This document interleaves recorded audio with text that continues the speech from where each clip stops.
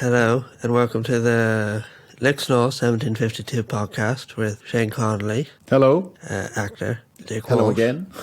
the boss. Yeah, thanks. And me, James Moore, the podcaster. This is our third episode, Dick, is it? Yeah, this is episode number 3. But it's our first interview. Yeah, we recorded this before the first two. Will we tell people why? We better now that you mention it. Oh, no. Well, we made a mistake. Made some technical errors. The first time we recorded this, mostly me, made a lot of issues with the microphone, and I was speaking in different directions and the sound was coming in and out. And then we asked John to do it a second time, and then James forgot to press the record button. Because Dick unplugged his internet halfway through. And then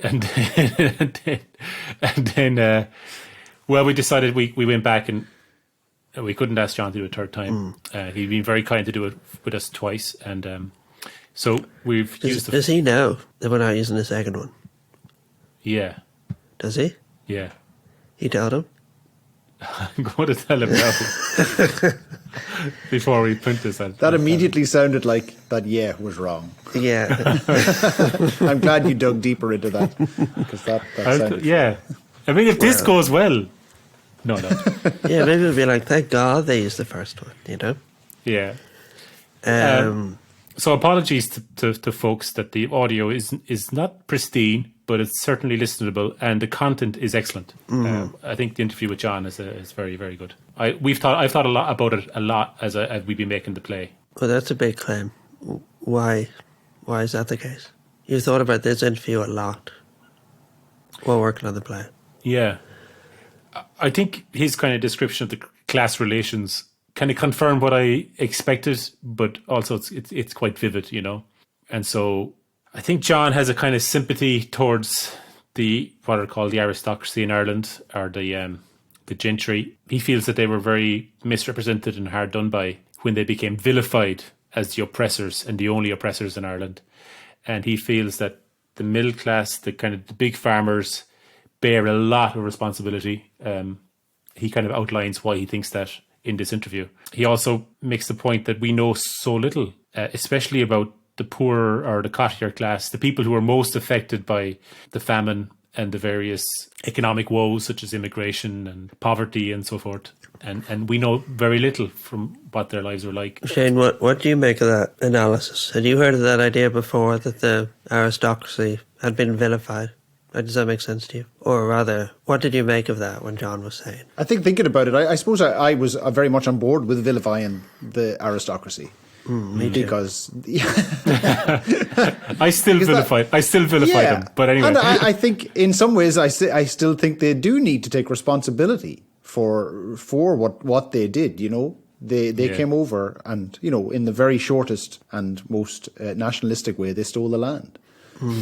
You know, and that's a truth, and that's something that needs to be dealt with. But I think what he's trying to get at is that there was a shared blame as well. Like, it's very easy to just look back and go, well, the woes of the Irish people were because of the aristocracy, were because of the English landlords, and in some ways that is true. But also, their maybe day-to-day woes were put on them by other Irish people, by large farmers, people who had become large farmers and were for the most part Catholic, and they also, you know, oppressed the people under them and made their lives very, very difficult. So there's a blame to be shared around. Yeah, you know, it's not simple. Yeah, you call these the Healy Ray class. You were saying. I think he refers to it as that at one point, but. I don't. I think the Healy Rays are a scapegoat. I think our entire middle class in Ireland has, for instance, like direct provision. You know, there's this thing in Ireland, we were once immigrants and we're not racist and so forth. And very clearly it is a problem in this country. And also even the whole Catholic Church has a lot of responsibility for the treatment of the most vulnerable in this country, you know? I mean... What does that have to do with the... the same class that did that in the 20th century in Ireland, and maybe even the same mentality, also in the 18th century, go back that far, they were stamping on the necks of poor people all the time, you know? At the same time, they were like championing nationalism and having their own parliament and so forth, and Catholic emancipation. And then they were stamping on the necks of vulnerable people. So it's a complicated story and way more interesting, if you want to be just even neutral about it, way more interesting than the simplified story of an Irish people who sought for generation after generation the independence of their nation, That's a very simplistic and not accurate story. Much more interesting, the truth. So will we get into it then, off the back of that?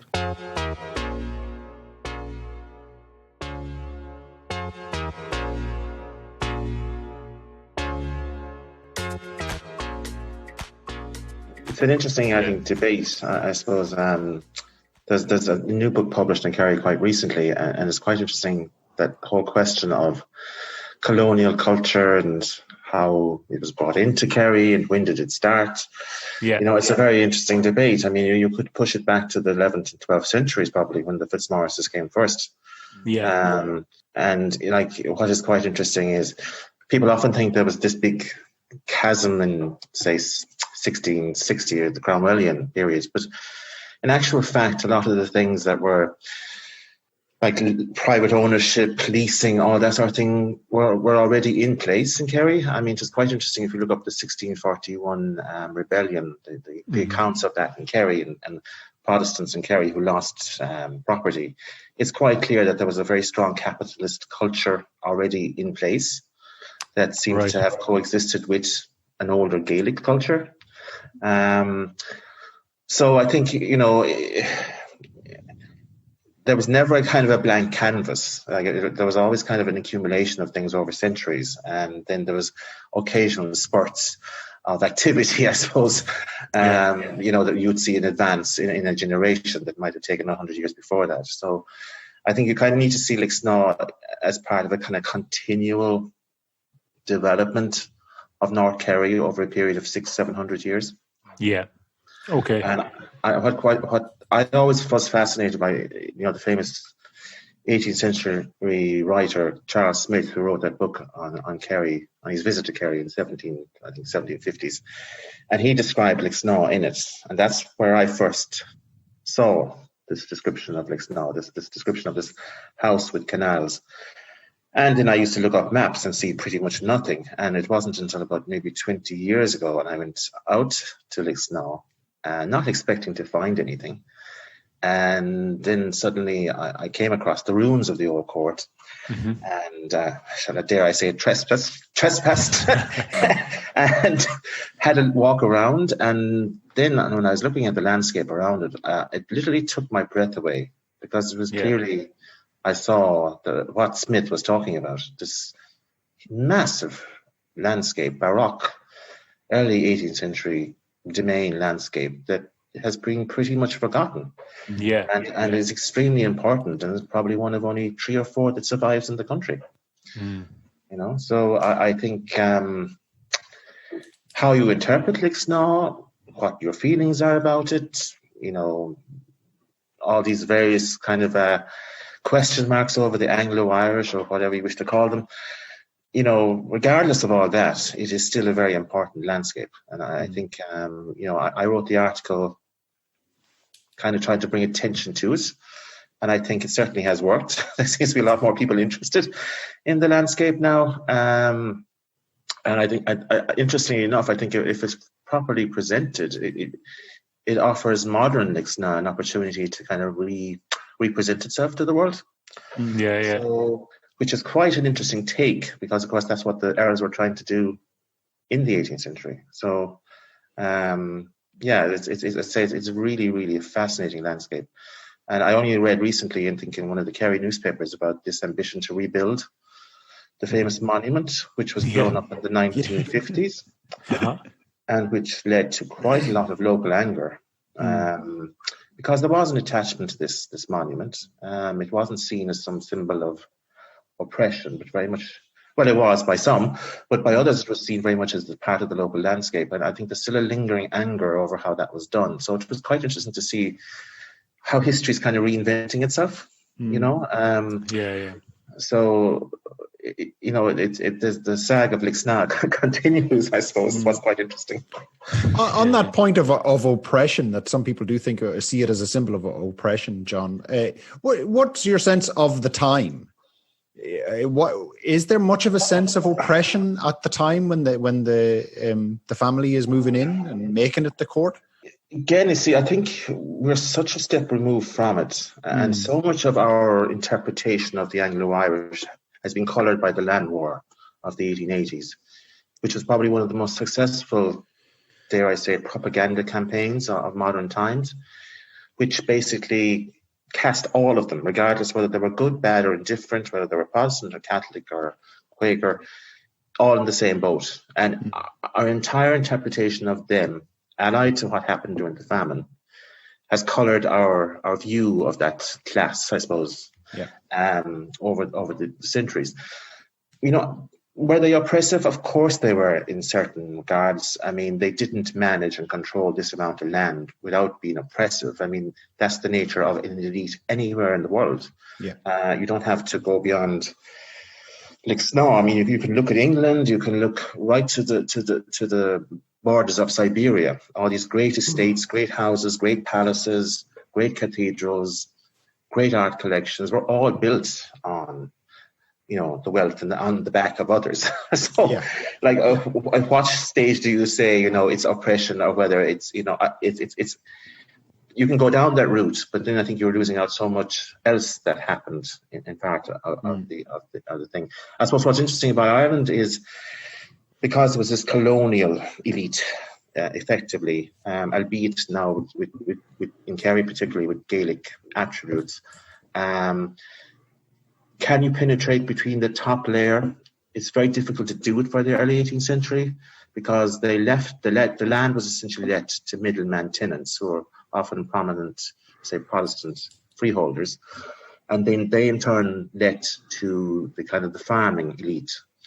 So the Earl himself and his family would have had very little day-to-day contact with the people actually tilling the soil.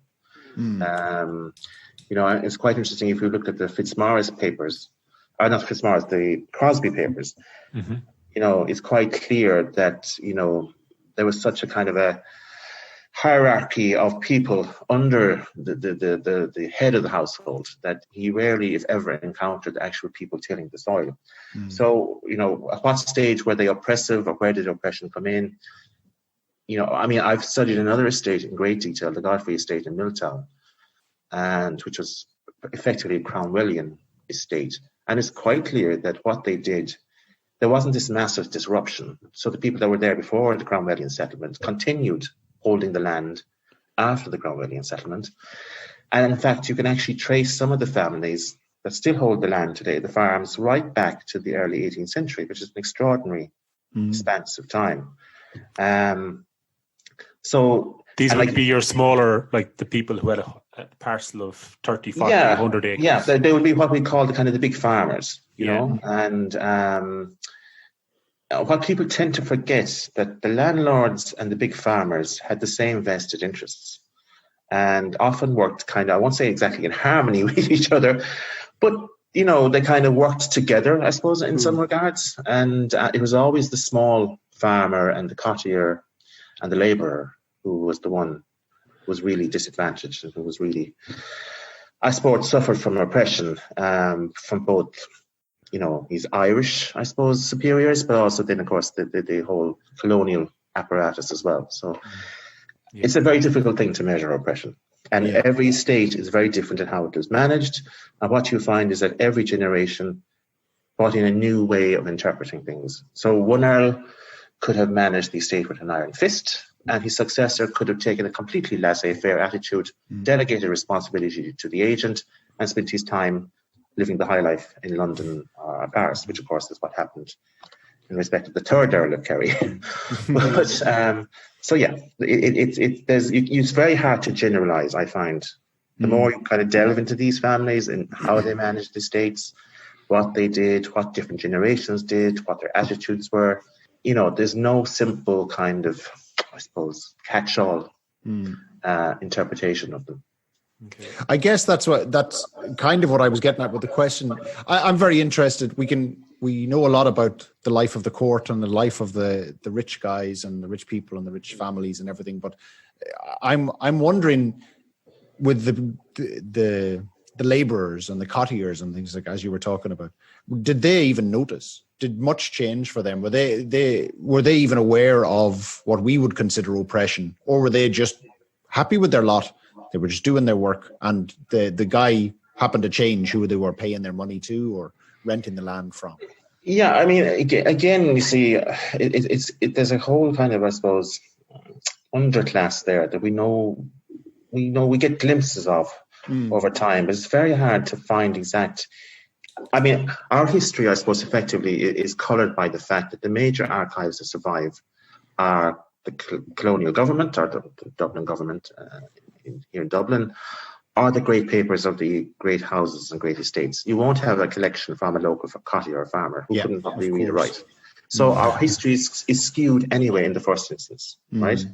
So, I mean, I was able to write that article on Lixnaw because I had access to the Crosby papers, because I went over to Bowood House in Wiltshire, and I was able to look at some of the archives there. But you can be certain there's few, in fact, I think there's hardly any letters in the Crosby collection, which is quite extensive, that come from the ordinary cottier who worked there. What I can say is, it all depends on how an estate was managed, because you have this, basically all estates in Ireland were up to roughly the famine, well, up to the late 18th century, were managed by middlemen, which is very rare that you've got a landlord who managed an estate by directly letting two tenants. It was just too cumbersome, too awkward, too much hassle. So he basically would let his entire estate to middlemen, who in turn let it to big farmers, who in turn let plots to the underclass. That's basically how rural society worked. And then within that whole level, there was the idea that there was one farmer, managing his farm and his few cows, and sitting next to another farmer, is not exactly how rural society worked. I mean, for example, you'd have herders who'd manage a whole herd of cattle belonging to various farmers, and they'd bring them up the mountains to graze them during the summer and bring them down to the valleys during the winter. All this sort of thing went on. There was very much a kind of a communal nature, I suppose, of living at the lower levels, from what glimpses I have seen. I'm not particularly familiar with what happened maybe in North Kerry, but I'm speaking from Mid Kerry, but I presume it wouldn't be much different.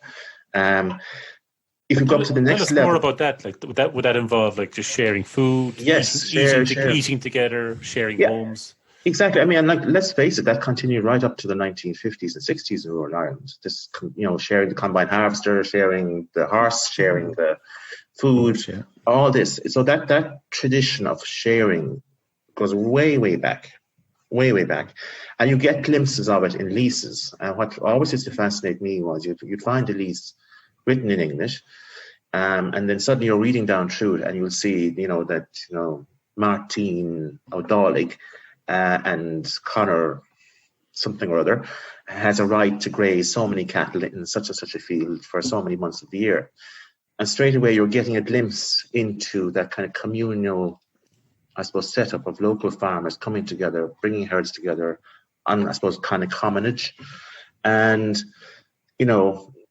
there's kind of a whole culture there that we don't really know much about. I mean, a lot of people know about the whole Gaeltacht parts of Kerry and the survival of Irish, but it often fascinates me that there's a whole swathe of our history that we know very little about, except in very general terms, and except where there is actual archival records. And, you get, as I say, glimpses now and again in documents, but it's very hard to be precise exactly how things work. What is quite interesting to me, and again, I'm only kind of, my focus in Lixnaw was very much the Earl, the family, and creation of the domain in Lixnaw.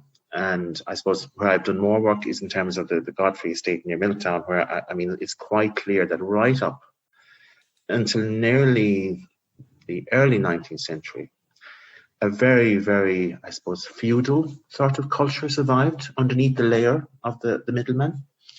And if you only really see the landlord directly intervening in the landscape and in the lives of people, really from the 1780s onward.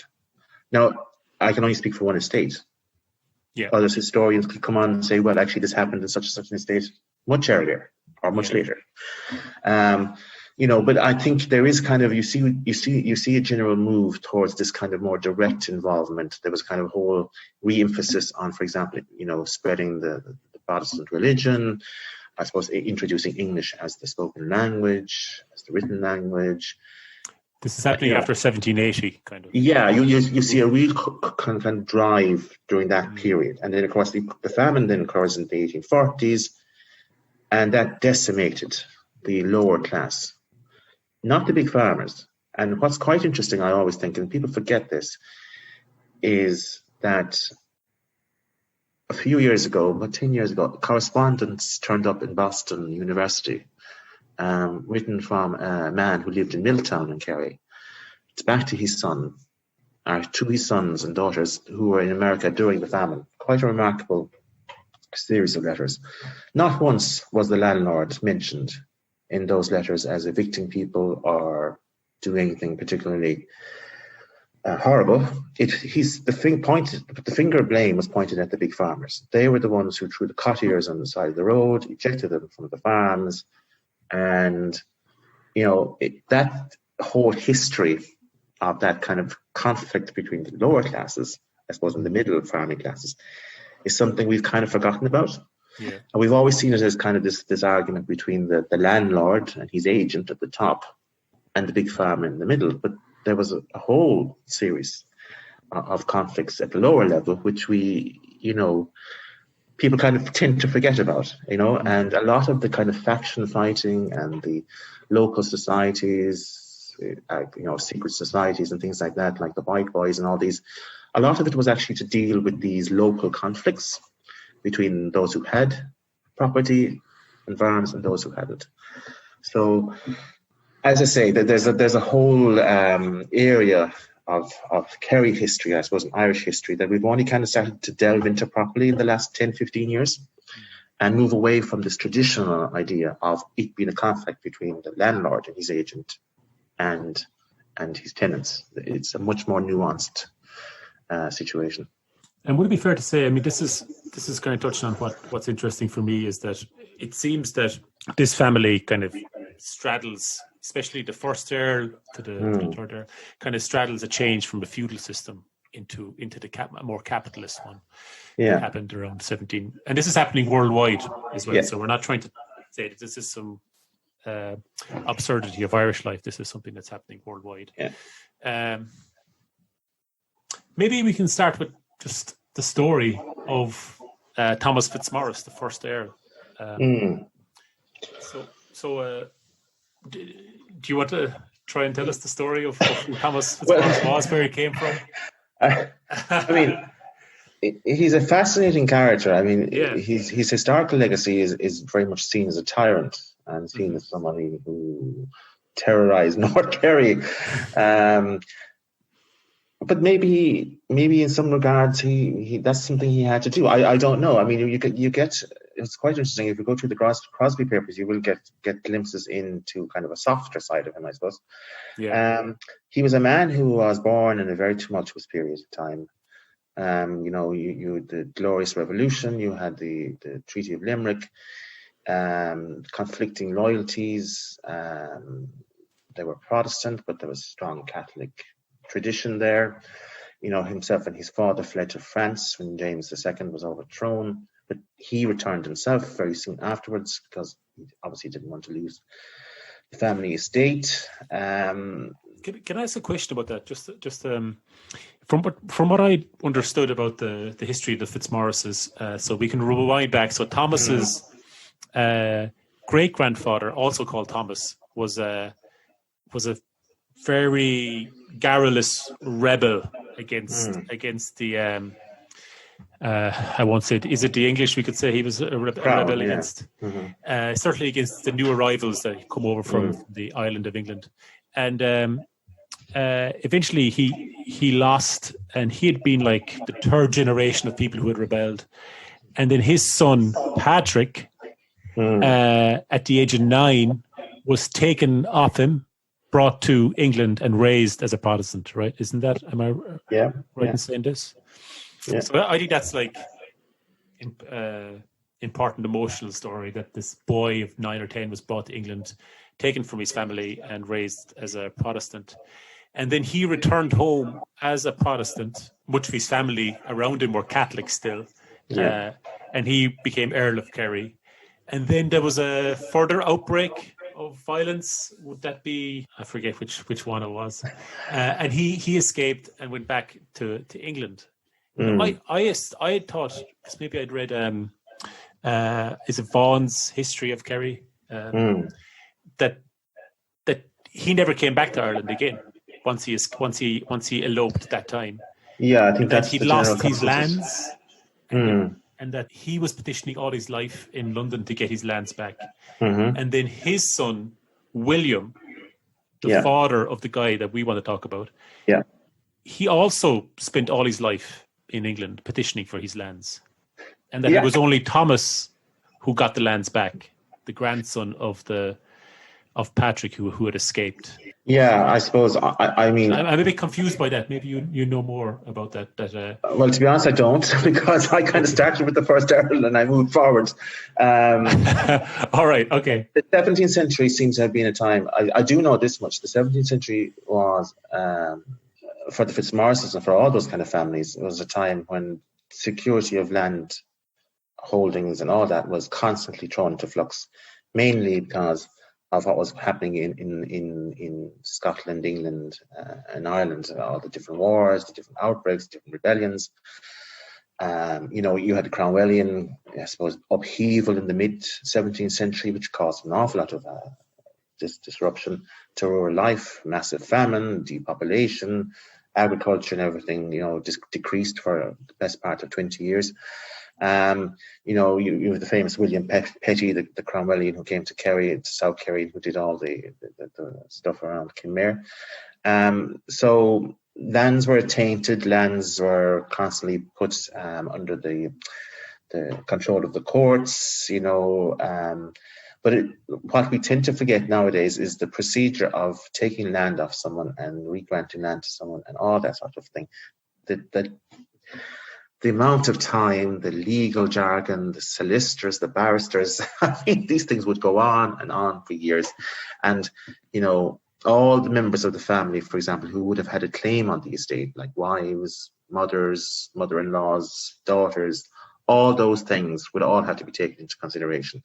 So, and clearly there was a political imperative for them being in London, because unless they were in London and petitioning constantly and keeping their case in front of the powers that be, then they would have lost their lands, Okay. But the fact is that they didn't. And even the fact that they fled to France, which was a treasonous act, but then Thomas came back very quickly. Again, suggests there was a political and economic and social motive there to come back. So whatever his private allegiances were, fundamentally it all came down to, okay, this is my estate, and I will subscribe to whatever king there is once I retain ownership. Like they are, like, it's probably as mysterious to people then as it is to us now, when we see like NAMA and all these property developers, and they are, it's kind of very oblique and hard to understand. And then I'm sure it was, it wasn't on public record exactly how. There was no emails. There was no emails or anything like that. It was all about who you knew and what influence you had. And I mean, that kind of explains his marriage to Anne Petty, because she was the daughter of William Petty, and highly influential character, with a lot of money, of course, it helped. And you can see why he did that. It was a political marriage to secure him. I suppose secure him as somebody who was looked upon as slightly dubious.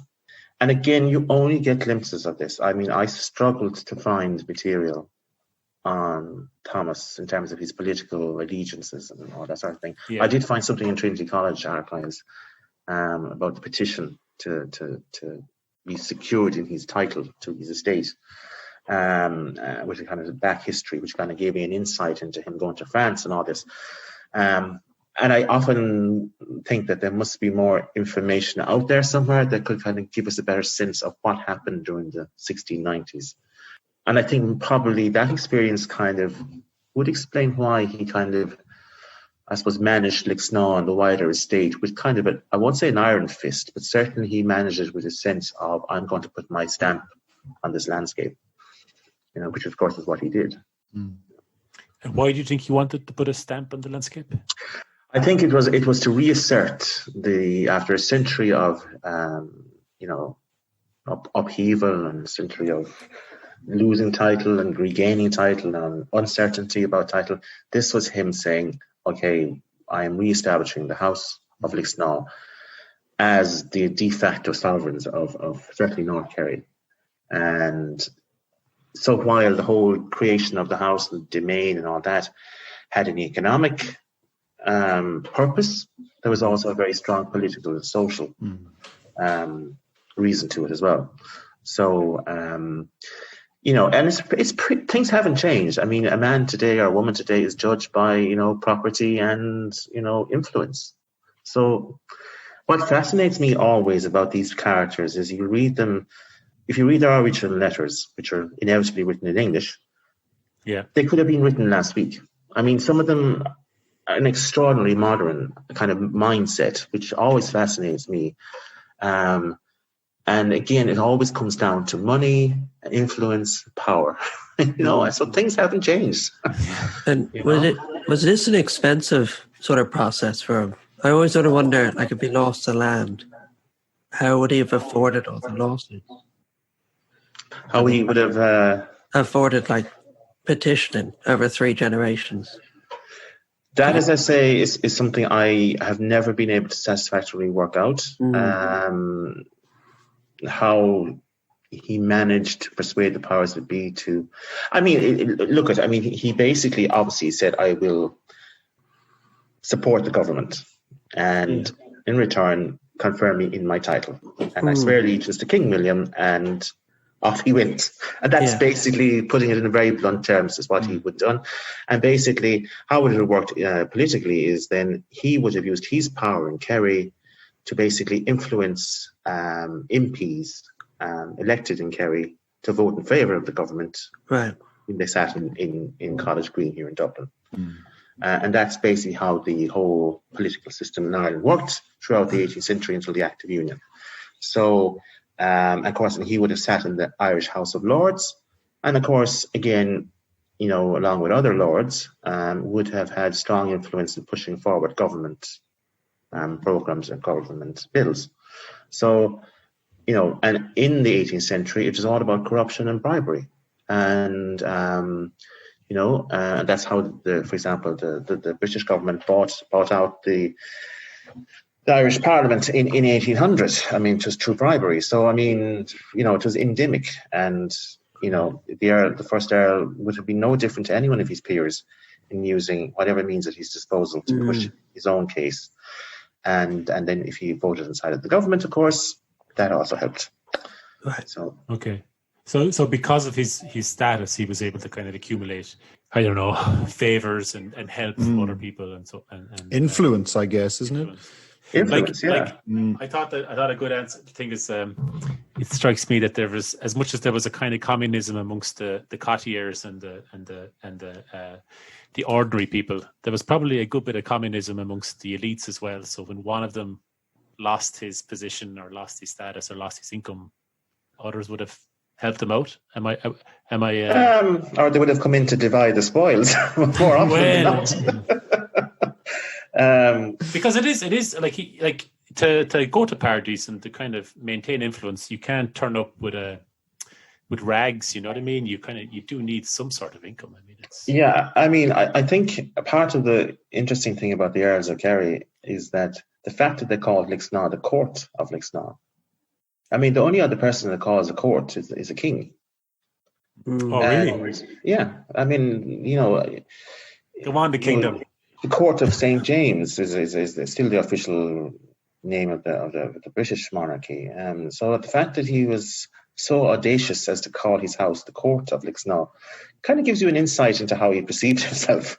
I mean, there was other houses in Ireland, of course, called Court as well, but I think it's the only one I know of in Kerry. No, probably somebody will pull me up on this, but yeah, and I mean, again, you get a very strong sense from the surviving documentation that it was a very, very formal household, modelled to a large degree on what you call court etiquette. People had to stand in his presence, take off their hats, apparently when they dined, only himself and his wife would sit in chairs with armchairs. The rest of the family would sit on footstools and everybody else would be standing. Often families like this, particularly the Earl, would have a day set aside during the week when he would receive petitions from his tenantry. And you can imagine a poor cottier coming in, quaking in his shoes, presenting a petition to the Lord of all he surveys. And I mean, there's a fascinating, I think it's 1733 list of who was employed at Lixnaw. It was over 40 or 50 people. And between footmen and postilions and house servants and butlers and housekeepers and gardeners, I mean, it was a huge household. Even they had their own chaplain. I mean, there's nobody else in Kerry had their own chaplain. There's very few in Ireland had their own chaplain. You had to get a special dispensation from the king to have your own chaplain. Is there any record at all of the, when you were talking about the petitions, let's say, where you could petition the Earl, is there any records of that anywhere, of what kind of petitions the locals? Not of the Fitzmaurices themselves, no. But you will get an idea from other estate collections of what, petitions would be got. Like the Godfrey estate, would there yes, have been? For example, in the terms of the Godfrey estate, a lot of the petitions concerned, funnily enough, the loss of livestock. So, for example, if a farmer, they'll say there was a major flood or a major storm or a very, very bad winter, and the farmer lost 4 or 5 of his prize Kerry cattle, he would petition the landlord for a reduction in the rent equivalent to the value lost. You'd often see then where crops were destroyed. Similarly, a petition would go in. Another interesting thing is that not a tenants. Again, it kind of gives you this insight into the communal nature of rural Ireland. Yeah. You could get a group of farmers coming together and petitioning the landlord to build a road, so in other words, that they would access markets and fairs and be able to sell their produce much easier. And that kind of is interesting because it meant that the landlord would have to make what was called a presentment to the local assizes, the local kind of courts, the kind of forerunner to the county council, for money to build that road. And so you often see things like that. Or, for example, tenants coming together to request investment in embankments or ditches or, a multitude of different things. And what's also quite interesting, and I'm looking at another estate collection at the moment, which is also Kerry related. These are the Leeson Marshals of between Milltown and Lixnaw. Right up until the 1905, local tenant farmers would come to the landlord, not asking his permission that their son could marry or anything like that, but asking his consent that if the son married such a person, that they could divide the farm, or that was the dowry sufficient, or could they secure an interest in the farm. So the fact that continued right up till the turn of the 20th century is remarkable. Mm-hmm. And I think if you rewind then 200 years, goodness knows what they were petitioning for, I mean, there is kind of in certain parts of Kerry kind of a tradition where that you had to request the landlord's permission to marry. Now, I have never come across that myself, but other historians have references. So again, I heard this anecdote that it's an anecdote from Travelogue, and it talks to the people in Kerry around 1830 in North Kerry, and there's the ascendancy have left the area. They're all living in London now. And they use the phrase, we need a father around to take care of us. Mm. And the traveller was like, why? I don't know what they need a father around to take care of them. And because at that stage, obviously, a different mindset had entered into the world. But at the time, the Lord was seen as like a head of a Yeah. much bigger family. Is that kind of Very, very true. And I think it's something we again tend to have forgotten about, because again, as I say, going back to the earlier point I made, they always tend to be seen as these oppressive characters. But what is quite interesting as well, and I see this quite a lot in what I've looked at, you will see letters from people, and it's clearly that they're appealing to the Lord to intervene or to do something on their behalf. So there was this kind of paternalistic culture. I mean, it was part and parcel of aristocratic life. It was kind of part of the social compact. In other words, the landlord owns the land, he lets it to the tenant pays the rent, and in return the landlord looks after his tenant's interests. That kind of was the general idea. Now, of course, it didn't always work out like that, as we know, but it is fascinating when you get glimpses into that kind of paternalistic culture that went on, and everything from it, like, and of course we mustn't forget, like, it was the landlords were the millionaires of the 18th and 19th century in rural Ireland. They were the people of influence and power. They are the people who built the roads, built the towns, built the canals, laid out the gardens, employed all these people, albeit on the rents from their tenants. But they were the main drivers of kind of, I suppose, modernization. But in order for them to do that, they needed the cooperation of others. So it was never a question of, I'm going to just do what I like and to hell with you. It never worked like that in reality. You always will see in the documentation compromise or a buyout or, a lengthy court case. And what's fascinating to me is everyone seems to think the law was on the side of the landlord. And yes, it was skewed in his favour, definitely. But if you were a tenant who had means and you were able to apply a good barrister, you could drag on a case for 20, 30 years in the courts. So it is, there's a lot more. I suppose the culture of the 18th and early 19th century is a lot more complex than we generally think. Can I ask a question? These people petitioning, because, as theatre makers, we're composing a scene here. Were they, like, was it just the big farmers you told us about earlier who had more than likely?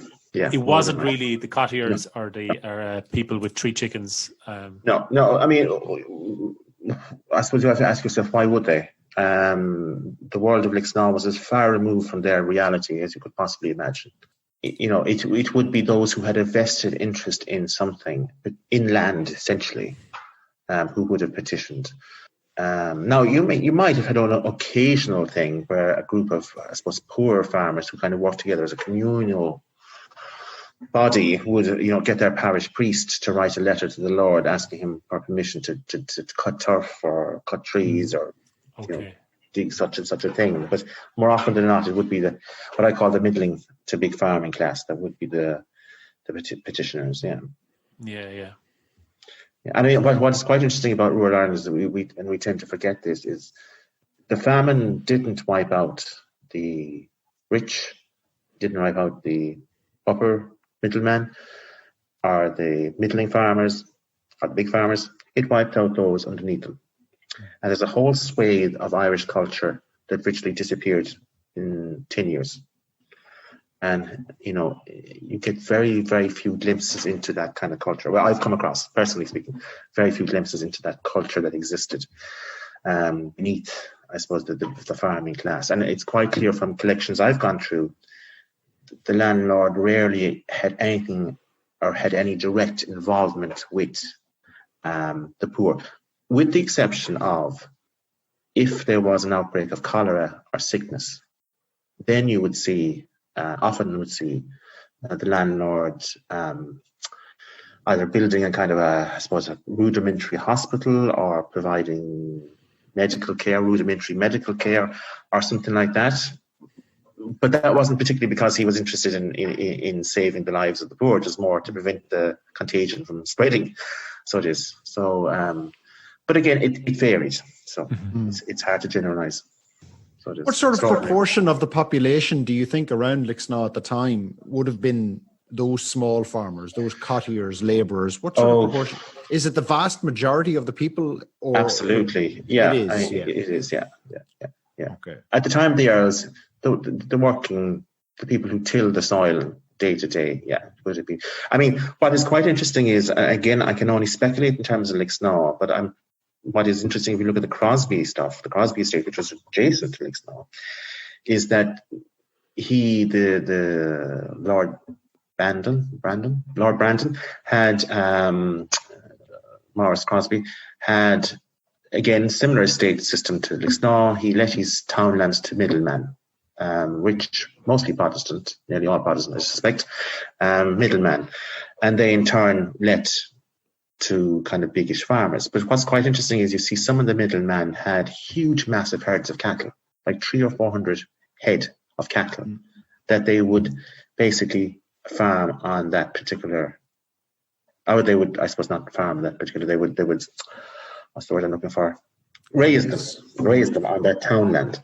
And, it goes back to the thing then, like if he was raising all those herds of cattle on that particular townland, was that entire townland devoted just to cattle raising? Or were there people living on it growing cereal and soil?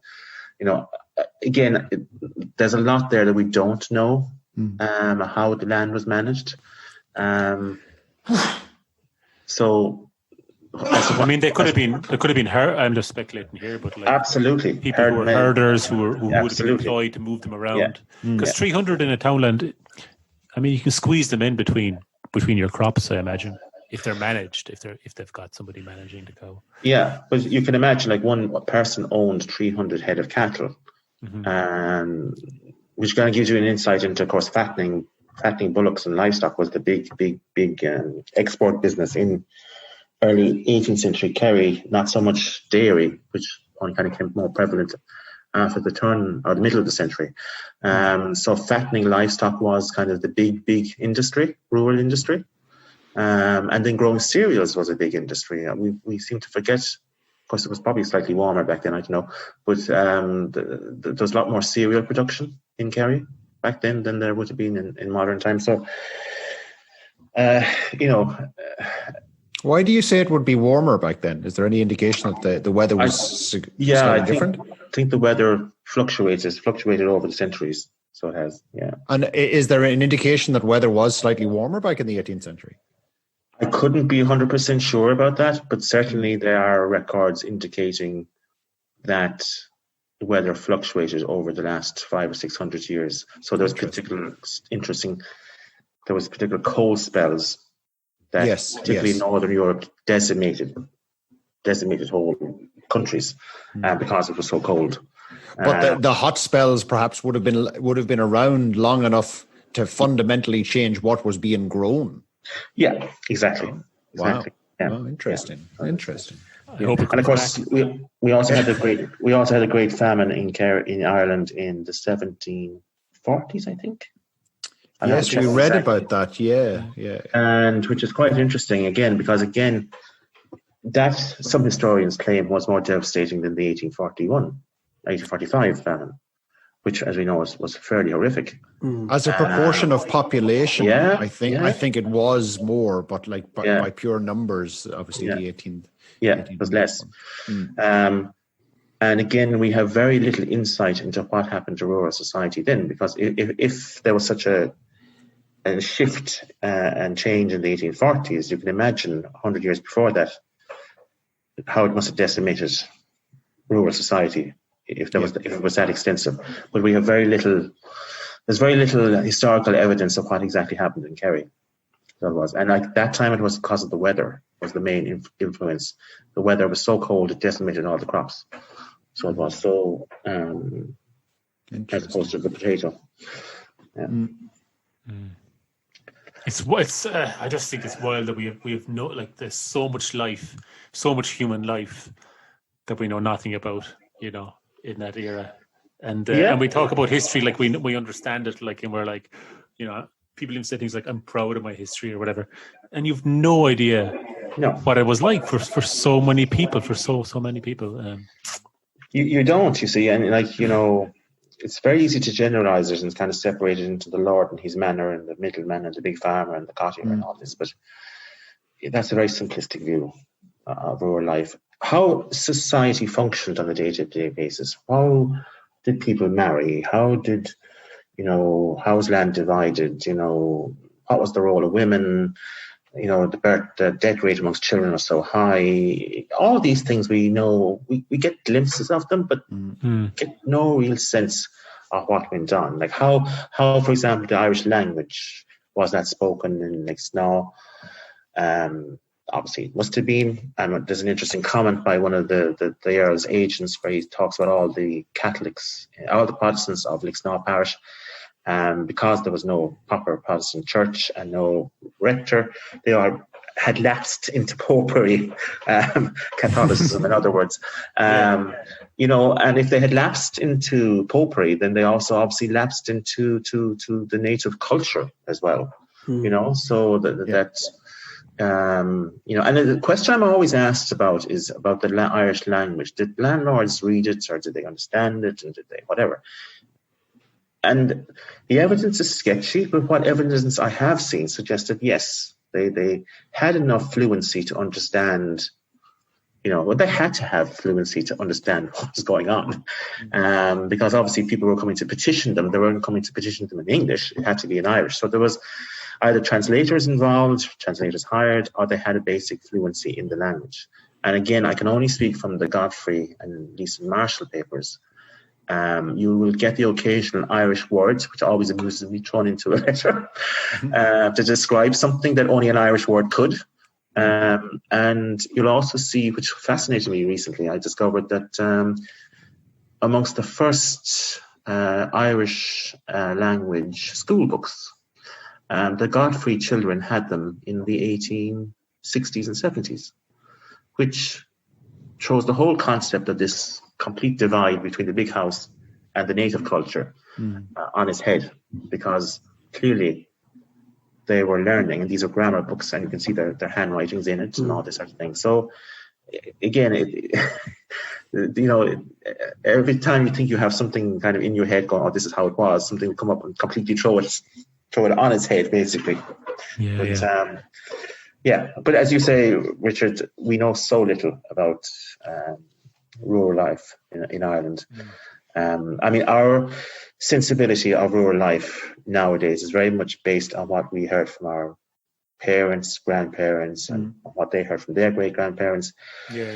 It's conditioned by the War of Independence and the Civil War, even stretching back to the Land League of the 1880s. And then if you go back far enough, I remember old people when I was growing up who could remember their grandparents telling them about the famine. But beyond the famine, that's it. You go back as far as there, and that's the rest of it is kind of it's not part of our consciousness. So it's not, Can I ask a question then? Because I was reading Owen Rua Sullivan, the poet, and he kind of gives some glimpses because he's alive around this time, 1740s, 50s, 60s. And he's saying, because he was notorious playboy, and he was often getting girls into bed and so forth. And but his rebuke was people complained to him. Obviously, it's in Irish, and I can't say exactly, but he said people rebuke me for my interest in women. But he says but when they see a lord do it or a gentry do it, it's totally accepted. And I don't know what I'm trying to say with that, but it speaks to kind of an attitude towards sex that seems very different to what a 19th century Ireland or early 20th century Ireland idea of rural life as this repressive. No. I mean, I suppose our sensibilities towards sex and all that is really a Victorian creation, I suppose, maybe. And also you have to also factor in the re-establishment of the Catholic Church as this very powerful force in Irish society, which it really wasn't up until the 1870s. I mean, it was there, but it hadn't that doctrinal kind of severity about it, if you know what I mean. It was often a compromise between kind of local beliefs and what the church said. So kind of very much how we view matters like that are kind of very much informed by that narrative, which if you step back into this 18th century is not there. And so could we imagine that there would have been common law, like almost more like how we behave now, like people live together for a while, or maybe it's for some Yeah, reason stop, or have children with different partners, or like, was there? yeah. I a mean, bit more? look, if you go back to the earlier surviving church records, now I mean they're mostly Church of Ireland records for Kerry, but they exist from the 80s onwards. You'll see a lot of illegitimates in them. So clearly there was a lot going on in rural society. But it's not an area of history I'm overly familiar with. The whole social world of the. It's hard to. It would be hard. Yeah. I mean, I can speak for the aristocracy and the gentry. Yes, I mean there was a certain level of, you marry for wealth, you marry for position, you do not marry for love. And it was very rare to find an aristocratic marriage that was actually faithful or, based on love. If it was based on love, often they were ostracized by the rest of the family because, of course, she, and it was always she was blamed, had no money, or she wasn't of the proper status or whatever. So, and of course, the first Earl was a notorious womanizer. I didn't put that into the article, but he was known as having a roving eye. And there's a very amusing anecdote by, I think, Lord Kinmare's aunt, when she heard he had suddenly reappeared at church. I don't know where was that now. Was it in Tralee or something? And she said, well, it can't have been for prayers. It must have been because he wanted to oogle some young lass sitting in the audience. And then, of course, when his wife died, he was reputed, and I can't remember what age he was, but he was well advanced. He was going to marry a very young new wife. But he died before he could take that into effect. And, of course, the family were horrified. And then, of course, his son, the second Earl, I mean, he went through the whole farce of a fake marriage and then pretended it didn't happen. Then the courts ruled it did happen. And then she conveniently died. Then he married a woman who the family didn't like. So, and this particular wife then, she was there when the second Earl died, and I think it was 1747 or thereabouts, and she basically abandoned Lixnaw, and that's kind of when the whole decline fell in. And then you had the third Earl, who of course married a woman much, much older than him. And again, it has been suggested to me by some that maybe he's it wasn't so much interested in the females sex he was, but more interested in the male. But again, that's only various rumors about him. So there was a very kind of, louche, I suppose, for want of a better word, kind of attitude to sex and matrimony and all that. And I mean, if you look at the second Earl's will, I think he mentions 4, if not 5, illegitimate children in it and mistresses. And there's all sorts of scandals associated in local folklore as well with the Earls, which, interestingly enough, passed right down to the 1830s, 40s, whenever, right up to the present century, last century, when these were collected by the Folklore Commission. So can you tell us some of those folkloric stories? I mean, I couldn't tell you off the top of my head now, but I remember looking at the time and thinking to myself, now that they're completely far-fetched.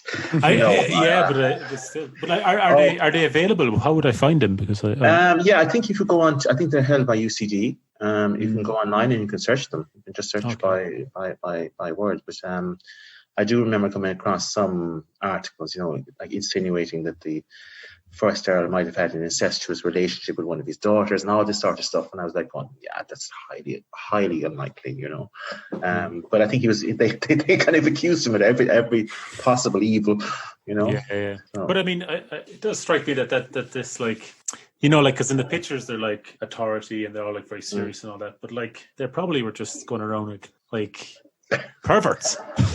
They're the gang of perverts. Some of them were, and some of them weren't. I mean, appearances were very important to them. So and the former portraits that they commissioned and which portray a certain image that they wanted to convey. and elevated their status, and their costume and the fashion, and even the background indicated their sensibilities, whether they preferred an authoritarian type of government as opposed to kind of a more liberal, all this sort of stuff. You can read lots into their portraits, but behind the scenes, as I say, they got married not for love. They got married because of politics, because of elevation in society, because of family relations, family connections, strengthening power. Rarely for love. So once the Countess of Kerry produced an heir and a spare, that was her job done. And there was kind of a general sense that, well, if the heir wanted to take his satisfactions elsewhere, then that was just kind of the way it was done. But it only applied to men. Women did not and could not have that luxury, because, of course, if they had a child who wasn't a true blood heir or child, that would be a huge scandal. So whereas men pretty much had wide discretion, the same did not apply to aristocratic women. And like, for example, I mean, what's quite interesting, I only discovered recently, I was looking through something else, I think it was a collection in the Public Record Office in Northern Ireland about the Kilmare family, where one of the Earls of Kilmare was accused of rape, and in London, which I have never before seen in any historical record of this. And basically they bought off the victim.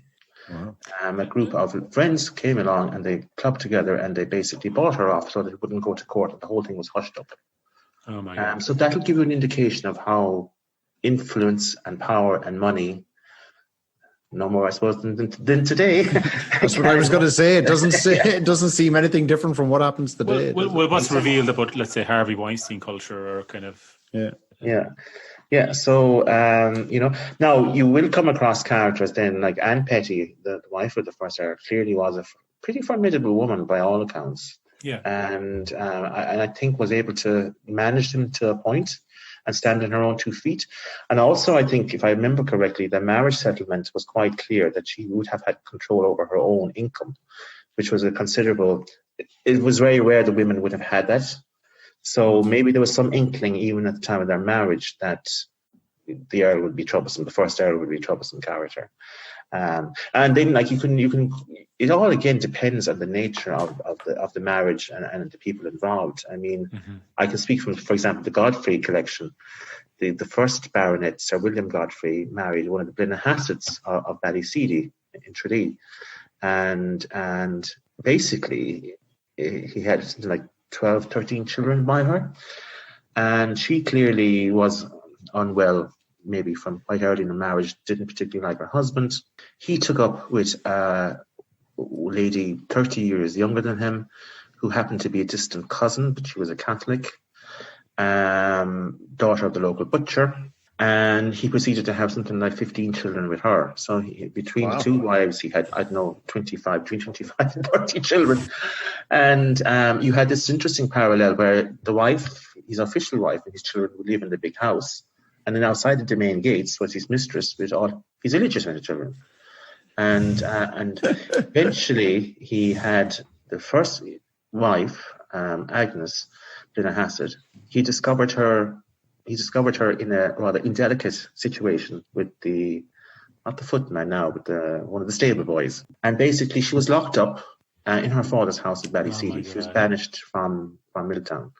Wow. And she died in 1799, and 3 years later he married his mistress. And of course that caused outrage in not only in the family, but in Kerry society. It was not the done thing to do. Because he legitimised all those children. No, he didn't. He couldn't retro-legitimise, but he did have some more children with her who were legitimate children. And eventually his heir, the second baronet, bought them out and told them, I'll give you money to leave Milltown and leave Ireland and leave Kerry, just get out of our sight, which is what happened. Wow. But then you compare that marriage then, the first Sir William and his son Sir John, the Godfrey, the second baronet, he married this woman called Eleanor Cromie from the north. It was a love affair. He met her when he was a tour militia in 1796.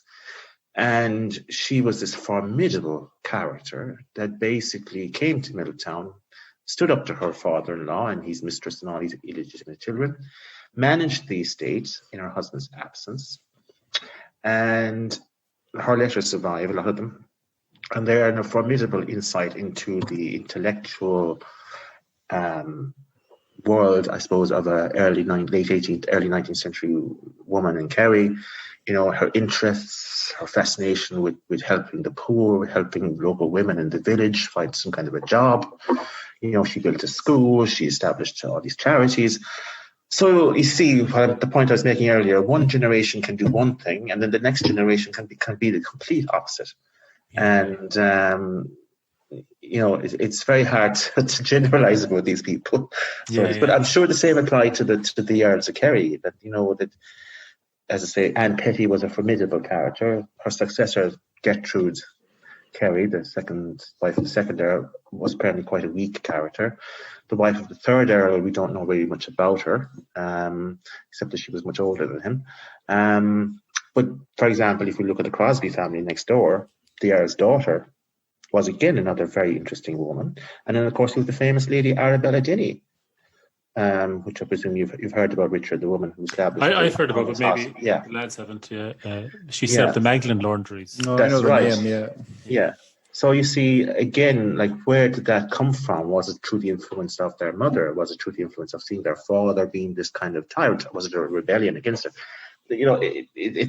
You get all these kind of fascinating kind of insights into 18th century high society. But unfortunately, because the written record is basically about these people, you don't really get an insight into what happened amongst the lower classes. And I think that's the big empty, I suppose, vacuum in terms of Irish history.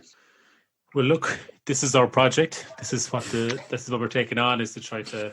So, could you explain to me now? I've done all the talking now. Could you tell me what I suppose your plan is, or what?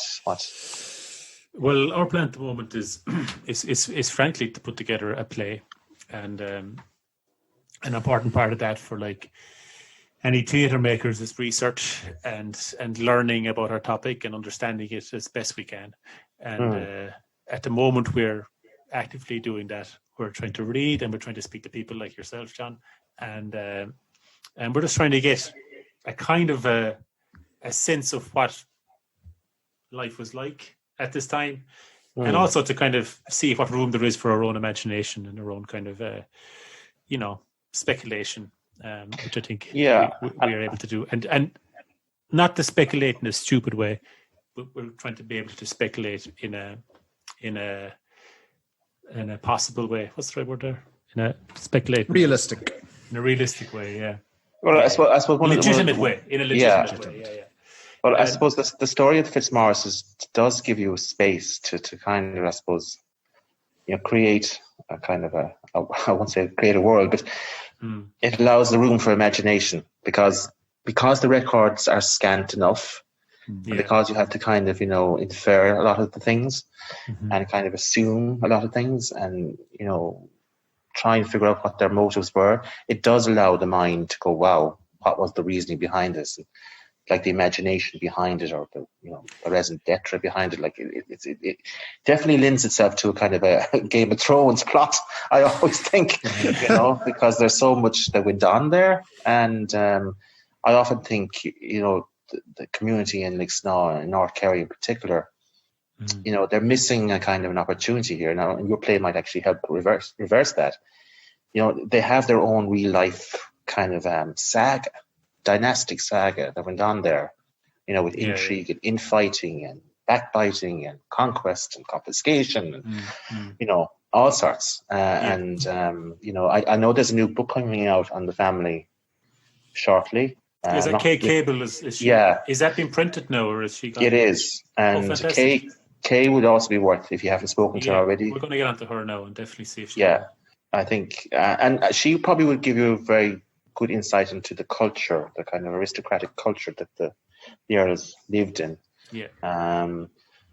So, and then, like, of course, you'll also get other people then who give you a different kind of local interpretation of what the Fitzmaurices were and what Lixnaw means. And are you basing the play in the period of the first and second Earl, or is it kind of later? Yeah, I think it's a great time to take a start off point. I I feel it's always either, let's say, 1748 or 1776. I'm kind of altered between those dates. So 1748, let's say, is when the castle is still there and are operating and very much alive. And then 1776, it's already gone into disrepair. And it's a good time internationally because that's when United States is. That's right. Of course, you have that connection there too. There's a connection there. Yeah. So we are looking, and we're trying to really imagine how that transition takes place, and what that might have meant for people, which in many ways I would venture was not great. Like the family leaving the area and the court disestablishing itself was part of a nexus of events that didn't help rural life in Ireland. No, it didn't. And I mean, there's a comment, I think, by Maurice Fitzgerald. He was one of the knights of Kerry. I think it was the 18th night of Kerry, sometime around 1820 or thereabouts, 1814 maybe, where he says that the single biggest curse of rural life in Ireland was the absentee landlord. Mm-hmm. Because he said landlords in residence were there to deal with, because they were like the social welfare, they were like the employment, they were like their county council all rolled into one. And, if we had an absentee landlord, often you had an agent who was only interested in the money. Mm-hmm. And whereas a resident landlord, if they were of a kind of a decent enough character, they took a genuine interest in the community and in improving things and in, investing money there and employing people and all this. And so when one of their own class said that, one of the biggest ills of Kerry was the fact that so much of it was governed or ruled by absentee landlords, that gives you a pretty good idea of, both, number one, the importance of a resident landlord, but number two, how widespread absenteeism was. So I think that the fact that Lixnaw was effectively dismantled from 1750 onwards was a major economic blow to North Kerry. Aside from the fact that the number of people he employed, and the economic contribution of the household, but also, I suppose, the status of Lixnaw itself. Mm-hmm. It kind of just basically, effectively disappeared off the map. So, whereas I think the man who bought a lot of the estate, what's his name? Hare, the Earl of Listowel. Yeah. I mean, he's focused very much on Listowel and developing Listowel. Yeah. And he had no interest in Lixnaw. Yeah, and also when people like those capitalists kind of came in, they ran things on a very strict profit basis. So if somebody comes in and says, I lost 3 cows, they're like, tough. I've got another fella, he'll pay me the rent, so you just do it or don't, And this is not so good for ordinary people's lives. I would venture. But we've loads to talk about. But we'd love to talk to you again, maybe if that was possible. Really deep dive the next time. Okay, so I'll leave it there. So listen, I'll talk to you again sometime. I'm looking forward to seeing this. Excellent. Thanks a million, John. Thank you. Okay. Thank you. Talk to you soon. Bye-bye. Bye-bye.